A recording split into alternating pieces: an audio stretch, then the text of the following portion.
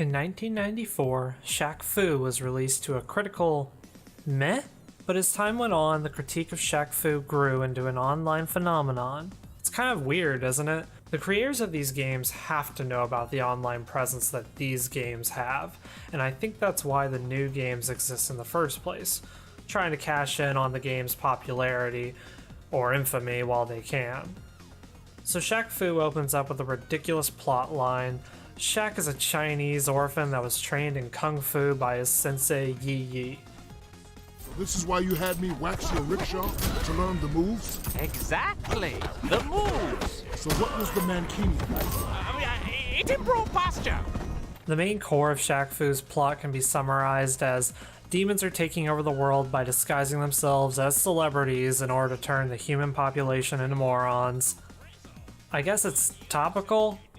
Kind of? Not really. The game is pretty light on story after that. Why do you keep running off when the bad guys show up? We didn't raise enough money on Indiegogo for my combat animations. Oh, great. Crowdfunding campaign jokes. Those are always really funny, and I love seeing them in my games. They totally don't break any immersion I may have. Alright, now the Icy Hot and Gold Bond references, those can stay. Take this. It is a gold bond. A gold bond that has connected our secret order for generations. Gold bond. Okay, so moving on to gameplay. The original Shaq Fu was a twitchy, repetitive mess with awful controls. How does Shaq Fu: A Legend Reborn stack up? It's a slow-paced, repetitive mess with boring combat. Yeah, I'm not gonna lie to you guys. I'm gonna go ahead and cut to the chase. Shaq Fu 2 is not an amazing game. The game has combos, but not a lot of them, and every enemy, including the bosses, can be beaten by mashing buttons. There's a pathetic dodge roll that only works when rolling up or down, not that it will really help you out anyway. The game offers a decent variety in enemy types at least, but it doesn't really matter if they can all be beaten in the same way. The AI is completely brain dead and mostly suicidal. It's like instead of programming actual enemies, they decided to just throw as many possible bad guys on the screen at once in order to create some sort of challenge, but it's just boring and not even close to challenging. The game even references the fact that it's overusing massive waves of enemies at one point. Shaq actually asks the game designers to do something different, and even though the game designer says he has something new to show you, they just shove more enemies at you. What do you think this is, Flappy Shaq? Okay, I give you something freaky fresh. I honestly thought I was missing some sort of joke or something, but no, they just forgot to actually put something different here. Shaq Fu's combat mostly just consists of walking back and forth, mashing the punch and kick buttons over and over, while occasionally adding in a ground stomp or the dash in case you're getting ganged up on by a massive horde of enemies. Every now and then you might pick up a weapon and they make the game even easier, taking out most enemies in a single hit. Like I mentioned earlier, bosses are a total joke. They're all based on celebrities, but I honestly couldn't tell who half of them were, and one of the boss designs in particular was just fucking disgusting. That's another thing, the game's humor can come off as mean-spirited or just outdated. It makes a lot of outdated meme references like "Do you even lift, bruh?", "Catch me outside", and "YOLO". Yeah, remember when that was funny? Me neither. Visual-wise, the game isn't completely awful. The models and backgrounds are mediocre at best, and they remind me a lot of Bubsy the Woolies Strike Back in that cheap sort of way. However, the animated cutscenes are nice, and are honestly the only reason I kept playing after the 4th level. The music is all very forgettable except for the game's main theme song, and that thing will be stuck in your head all day. But that doesn't mean it's any good.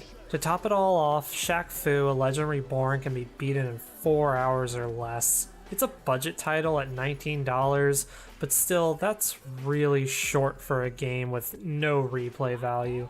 There's no branching paths, no co-op, nothing like that to really make you want to play the game again. Yeah, the campaign for this game said that there would be co-op. What happened to that? Oh, of course, right before it comes out, they announced that co-op won't be in the game at launch. What's with all these Indiegogo and Kickstarter games being released without complete content? You know what? Why don't we take a look at all the things that were promised in the Indiegogo campaign? First off, the screenshots look absolutely nothing like the game we got. I love how they compare it to Streets of Rage meets Street Fighter meets Devil May Cry. This game is nothing like that. Play as Shaquille O'Neal. Okay, yeah, you can play as Shaq at least. Learn hundreds of moves. Not even close. Battle techniques. What? Thousands of enemies. Okay, yeah, that's true. With dozens of cool melee weapons. Not even close. I think I counted maybe 4. Battle bosses and dynamic arena. The arenas are all static. Dynamic means they move or they change. The arenas are literally all just static circles. Play with your buddies in co-op mode or against each other in player versus player combat. That's not in the game.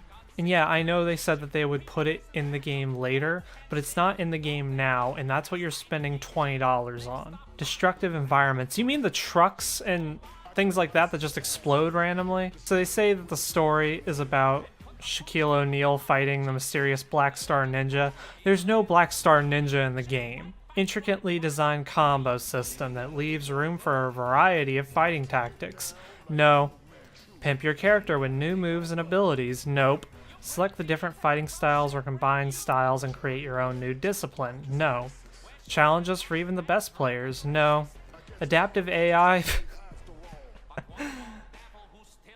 Once you beat a boss, you unlock him and can play as him in the game. That's not true. Once you have played through the main game, revisit it to discover secret environments that you might have missed. There's no secret environments. There's no alternate paths. The game is a straight line from left to right. This whole thing just feels like a big marketing campaign, you know, just preying on the fact that it has like a giant internet following. That's really all this Indiegogo was. They even say that they're pooling in some of their own money, but they're still asking for just a little under $500,000, and yet they still have the audacity to put that joke in about how they didn't have enough money to do combat animations. This is the kind of shit that's just fucking disgusting to see on Indiegogo and Kickstarter. Overall, Shaq Fu is a lot like its predecessor. It's using celebrity endorsement, both Shaq himself and the original Shaq Fu's notoriety to sell units. It doesn't matter if the game sucks because they know people will buy it anyway because it has Shaq Fu written on it. It's bland, boring, repetitive, and it's a reminder of what not to do with a crowd-funded game. Oh god, I hope Bloodstained is good. Mere mortals tremble when they look at me. You don't get it. God worships me. I'm everywhere. I'm all powerful. I'm omnipotent.